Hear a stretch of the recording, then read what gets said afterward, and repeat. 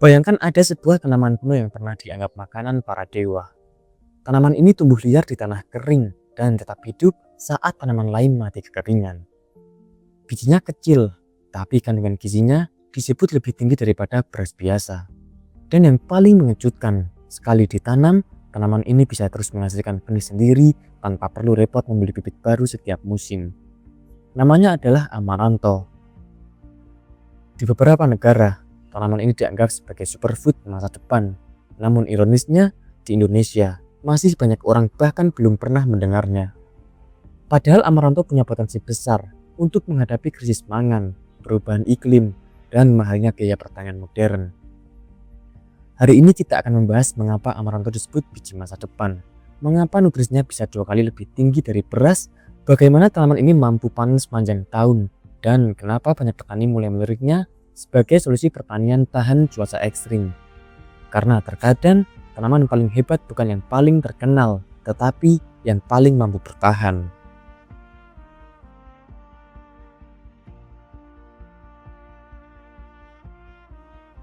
Ribuan tahun lalu, jauh sebelum supermarket dipenuhi gandum impor dan beras modern, masyarakat kuno di Amerika Tengah sudah menanam amaranto.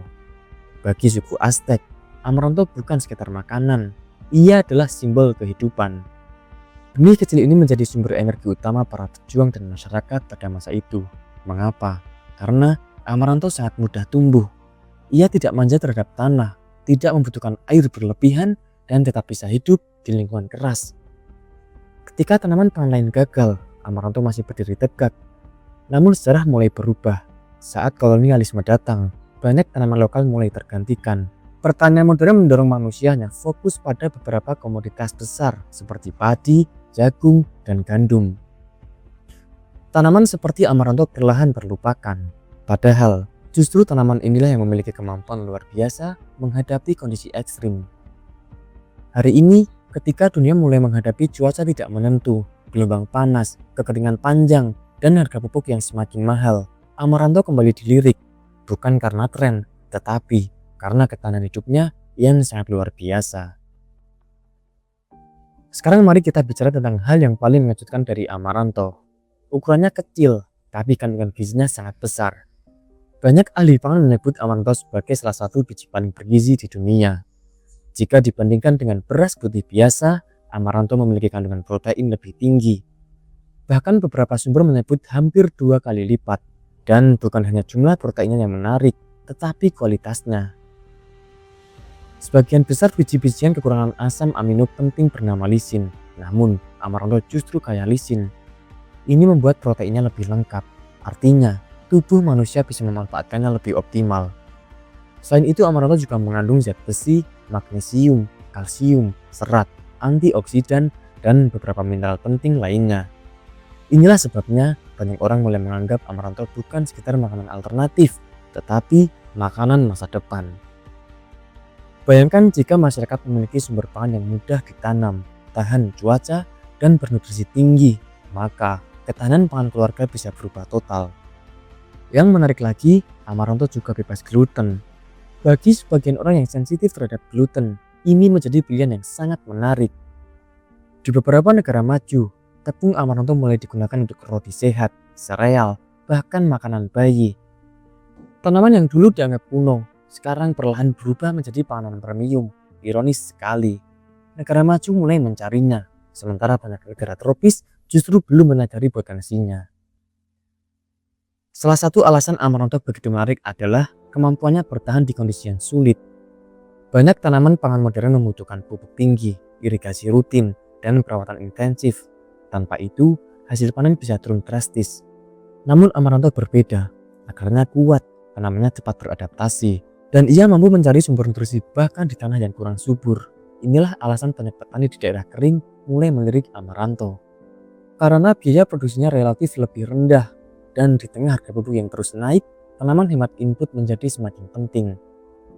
Bahkan di beberapa wilayah semi kering, amaranto masih mampu menghasilkan biji saat tanaman lain gagal total. Ini bukan sekedar keunggulan pertanian, ini adalah soal ketahanan hidup. Bayangkan seorang petani kecil yang setiap musim selalu takut gagal panen karena hujan tidak menentu.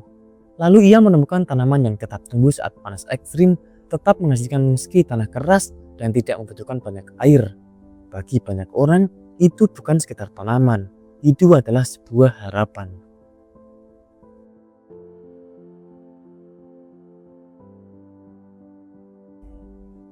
Inilah bagian yang membuat banyak petani mulai tertarik serius. Amaranto sangat mudah menghasilkan benih sendiri. Satu tanaman bisa menghasilkan ribuan biji kecil, dan jika dibiarkan sebagian jatuh ke tanah, seringkali tanaman baru akan tumbuh sendiri pada musim berikutnya. Artinya petani tidak selalu harus membeli benih baru. Dalam dunia pertanian modern, ketergantungan terhadap benih komersial menjadi masalah besar. Bayangkan setiap musim, petani membeli lagi, dan membeli lagi. Namun amaranto memberi kemungkinan berbeda. Ia bisa menjadi tanaman yang lebih mandiri. Dan di beberapa daerah, amaranto bahkan tumbuh seperti tanaman sukarela. Benih yang jatuh akan tumbuh kembali saat kondisi cocok. Karena itu, banyak orang menyebutnya tanaman sekali tanam, panen berkali-kali. Tentu tetap perlu pengelolaan, tetapi dibanding banyak tanaman modern, amaranto jauh lebih sederhana. Dan bukan hanya bijinya yang bisa dimanfaatkan, daunnya pun juga bisa dimakan. Daun amaranto sering dimasak seperti bayam, rasanya ringan, mudah diolah, dan kaya nutrisi. Artinya satu tanaman bisa memberikan dua manfaat sekaligus, sayur dan biji pangan. Inilah konsep pertanian efisien yang mulai dicari banyak orang, satu tanaman, banyak fungsi, dan minim limbah. Ada alasan mengapa tanaman seperti amaranto jarang dibicarakan secara besar-besaran. Karena pertanian modern lebih menyukai sistem yang seragam, tanaman seragam, benih seragam, panen seragam, dan tentu saja pasar yang mudah dikendalikan. Sementara amaranto tumbuh terlalu bebas, ia mudah berkembang, mudah menghasilkan benih, dan bisa ditanam oleh siapa saja. Tanaman seperti ini sangat sulit membuat petani bergantung, padahal ketergantungan sering menjadi inti sistem pertanian industri. Beli pupuk, beli pestisida, beli benih lagi, dan terus begitu setiap musimnya. Amaranto menawarkan arah yang berbeda. Bukan berarti tanpa tantangan, tetapi lebih mandiri, lebih tahan praktis, dan lebih dekat dengan pertanian alami. Inilah sebabnya banyak komunitas pertanian organik mulai kembali mengenalkan tanaman kuno seperti amaranto. Karena masa depan pertanian mungkin bukan tentang teknologi paling mahal, tetapi tanaman yang paling tangguh.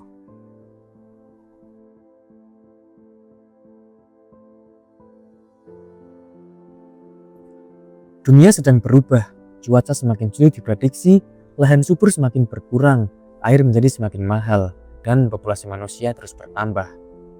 Lalu pertanyaannya, bagaimana mungkin dunia akan memberi makan miliaran manusia di masa depan?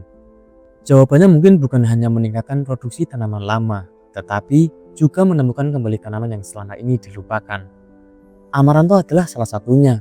Tanaman ini memiliki banyak karakteristik yang sangat penting untuk masa depan, yaitu tahan panas, hemat air, cepat tumbuh, bernutrisi tinggi, dan mudah diperbanyak.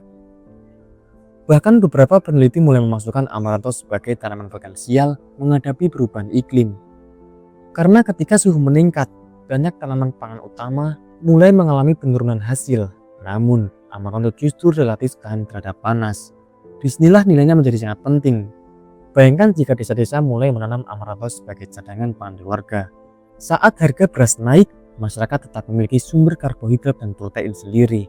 Saat musim kemarau panjang datang, mereka masih bisa panen. Ketahanan panas sejati sebenarnya dimulai dari keberagaman tanaman, bukan ketergantungan pada satu komoditas saja.